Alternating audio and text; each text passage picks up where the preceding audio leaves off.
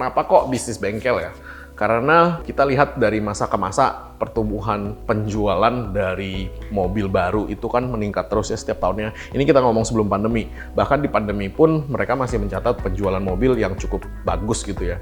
Dimana di Indonesia itu mobil-mobil baru ini kan biasanya diserap di kota-kota besar, dan mobil-mobil yang sudah terpakai atau mobil second hand-nya atau bahasa bagusnya sekarang pre-love mobilnya itu kan dijual ya kan. Nah, dijual itu biasanya ya mobilnya itu agak migrasi nih ke kota-kota kedua dan kota-kota ketiga di seputaran kota besar itu. Nah, makanya kenapa yang namanya mobil itu akan selalu banyak ada di pasaran. Anda tahu nggak sih seberapa besarnya gap antara mobil-mobil itu dan bengkel-bengkel yang tersedia di pasaran? Karena ketika ada mobil, nggak mungkin kan nggak ada bengkel untuk memaintenance kendaraannya. Nggak banyak deh dari orang di luar sana yang suka DIY ngerjain mobilnya. Itu not easy loh. Kenapa? Satu, oke lah kalau cuma ganti oli mah orang bisa ya kan. Itu pun punya risiko loh. Karena ketika satu baut selek nih, kayak saya dari teknisi juga kan, saya ngerti kan. Selek itu bautnya tuh kayak ujungnya lepas gitu kan, dan dia jadi botak. Nah, itu Anda ngurusinnya. Kalau kita ngurusin itu aja antara setengah jam sampai 1 jam. Kalau Anda ngurusinnya di rumah bisa 2-3 jam tuh.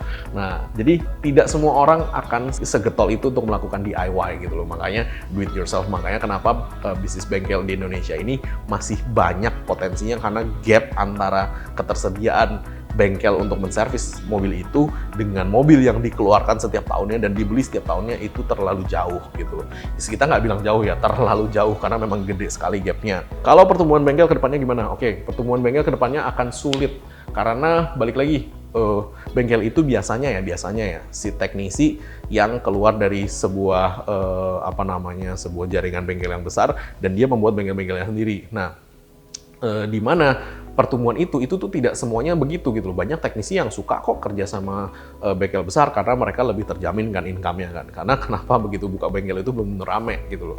Nah, makanya kenapa, dan ketika buka bengkel itu kalau misalkan si teknisinya itu yang mengerjakan ya berarti unit entry-nya rendah gitu loh. Atau Anda hanya bisa menservis 1 atau 2 mobil per harinya gitu kan. Which is ya itu yang kita namakan bengkel tradisional gitu loh. Nah, kalau untuk bengkel kita sendiri kita kan mengimplementasi sebuah sistem ya gitu loh. Jadi dari sistem itu kita bisa menservis lebih banyak mobil dan lebih meminimalisir resiko gitu loh. Dan potensi bengkel ini akan selalu dibutuhkan, apalagi terlebih nanti ke depannya Indonesia lagi digembor-gemborkan mau masuk mobil listrik gitu kan.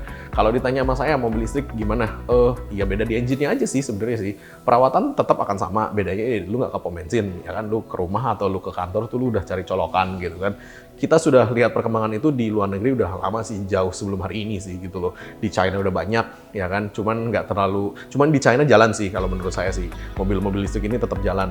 Di Inggris, di Amerika, di Europe, kalau menurut saya di Europe nggak seberapa jalan. Di Inggris juga nggak seberapa jalan kalau menurut saya. Jalan ada, tapi porsinya kecil banget gitu loh. Di Europe malah nggak kelihatan ya, almost nggak kelihatan gitu loh. Di US lagi ribut tentang Tesla, cuman balik lagi, Tesla berapa persen sih dari market shares gitu loh yang membeli gitu loh. Dan memang di sana masih lebih banyak tetap mereka belinya bensin gitu loh. Kalau di Europe lebih banyak belinya diesel. Kalau di Inggris lebih banyak belinya diesel juga. Kalau di China memang combine ya, ada yang diesel, ada yang bensin, dan saya rasa di China malah populasi mobil listriknya malah jauh lebih banyak gitu loh daripada di tempat lain, menurut saya pribadi loh ya itu ya. Karena memang mereka sudah membuat itu sudah lama gitu loh, walaupun modelnya nggak kayak Tesla gitu kan. Modelnya Tesla kan cakep banget nih, kalau di China nggak secakep itu gitu loh. Nah, jadi intinya sih untuk perkembangan bengkel mobil ke depannya masih prospek bagus. Dengan sistem yang bagus kita dapat mengimplementasi mobil-mobil listrik ini untuk diservis di tempat kita dengan mudahnya gitu loh. Jadi